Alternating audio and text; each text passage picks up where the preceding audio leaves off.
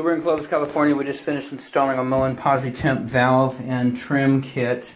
The old valve that was in there, we were just going to change the cartridge and the stem pulled through. So these were the replacement cartridges. We had the 1225s, but the homeowner got these Danco solid brass. What had happened is this portion, which is here, that portion, this part pulled straight through the valve, and the rest of it, the brass, stayed in the valve itself. It was scaled in. So what we did is we took these tools, and of course the hole is already about this big in the brass.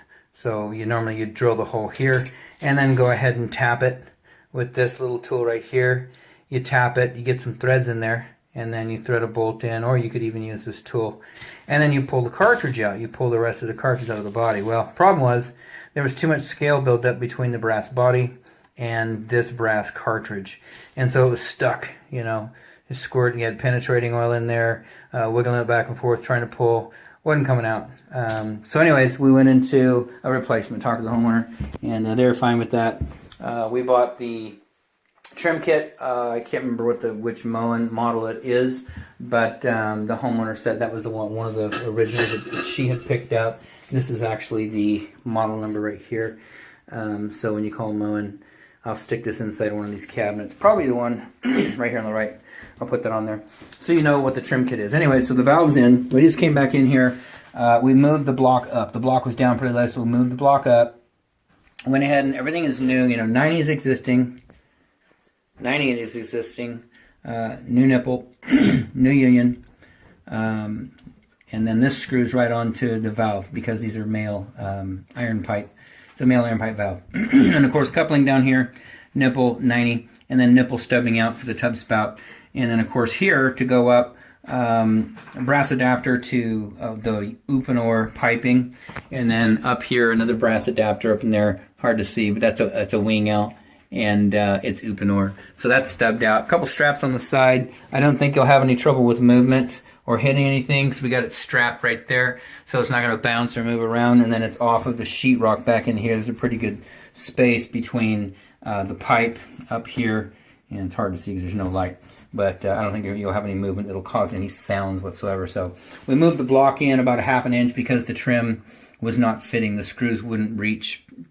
Those screws right there, that screw and that screw, they wouldn't reach. So we moved the valve forward and then screwed it all in. Trim's sitting nice, got everything on.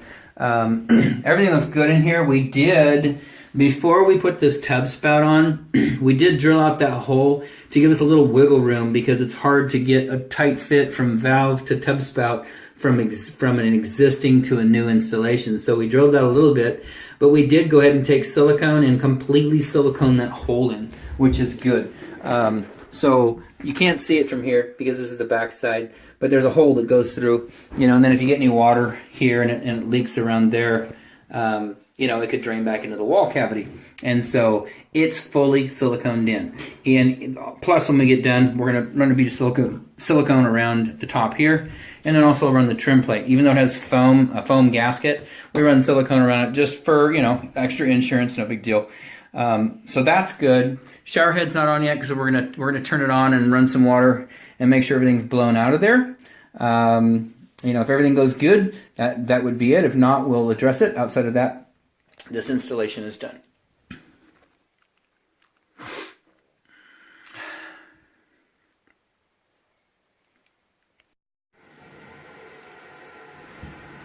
So we've tested this shower out now, both the tub spout and the shower head. Everything's flowing good. We put the shower head on, ran water first, and just to blow anything out of the lines, and then put the shower head on. So everything's looking good in here. Everything works the way that it should. I did put a little bead of silicone around the trim right here, but it seems like you got a little gap in the tile right here. And it doesn't look like that bead got in there. Hard to see. So you can see it's got a foam gasket on there, but if you get a lot of water on the wall, it could roll down and get in the cavity. So let me see if I can get a little more silicone on that, maybe. just for fun. And then keep this open as long as you can. Bring that silicone back in. Keep this open as long as you can. I'd like you to monitor this area if you would. There's a a stub out right there above there without the light on. There's a brass. It's called a wing L, droppy or 90. So it makes a conversion from the plastic pipe at a 90-degree angle and stubs out so that you can mount your shower arm. And I'd just like you to take some showers and monitor this area in case anything develops here, moisture at all, weeping, dripping, spraying, anything.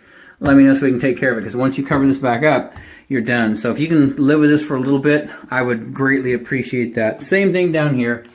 We just like to, when we do work in walls that are going to get covered up, we like to leave it open as long as possible. So go ahead and leave this open too. I wiped it down pretty good. A lot of it's up against sheetrock pipes. You can't really feel it. But I wiped a lot of the pipe dope off. But if you do, if you wipe your finger around the bottom here, you should never get moisture out of any of these fittings. And the only way to check that is with the wall open. You can't really tell down below because it's a wood floor and it's open to the crawl space down below. So if you did have a leak, it would just drip down into the dirt. You wouldn't really be able to really identify it at all. But just monitor things in here. Like I said, that's the tub spout is silicone closed from the front side, so that's good. We're going to get a little bit more on the cover plate in that little hole because the tile is uneven at that area. But just monitor this area right here.